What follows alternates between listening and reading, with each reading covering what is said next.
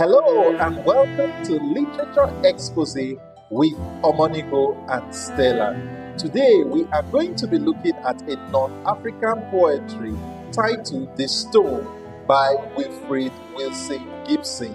Let's look at the background of the poet. Wilfrid Gibson was born in 1878 and he lived up to 1962. He was a British poet associated with the Georgian poetry movement. He was born in Hexham, Northumberland, and his early work was influenced by the landscapes and people of Northumberland. Gibson's poetry often depicted the lives of industrial workers, fishermen, and miners, reflecting the hardships and passions of rural life. His collection, The Stone Folds and Other Poems, was published in 1907 and it includes the poem The Stone. Gibson's work is known for its simplicity and directness, often exploring themes of nature, rural life, and human suffering. Now, before we look at the subject matter, we are going to read the poem for a better understanding.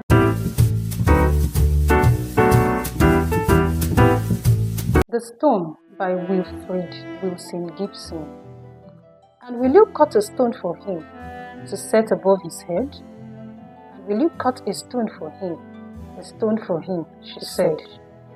3 days before, the splintered rock had struck her lover dead, had struck him in the quarry dead, where, careless a warning call, he loitered.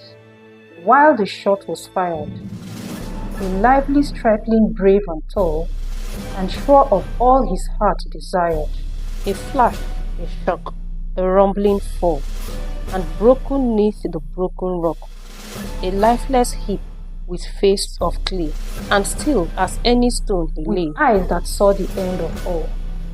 I went to break the news to her, and I could hear my own heart beat, with dread of what my lips might say, but some poor fool had spared before, and flinging wide her father's door, had blotted out the news to her, had struck her lover dead for her, had struck the girl's heart dead in her, had struck life lifeless at a word, and dropped it at her feet.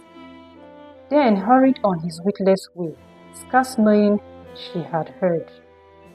And when I came, she stood alone, a woman turned to stone. And though no word at all she said, I knew that all was known, because her heart was dead. She did not sigh nor moan. His mother wept, she could not weep.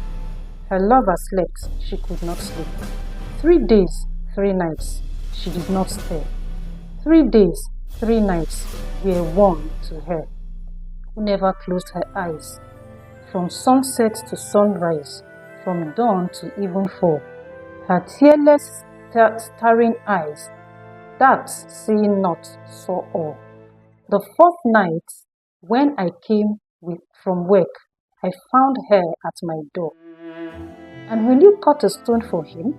She said, and spoke no more, but followed me as I went in, and sank upon a chair, and fixed her grey eyes on my face, with still unseeing stare.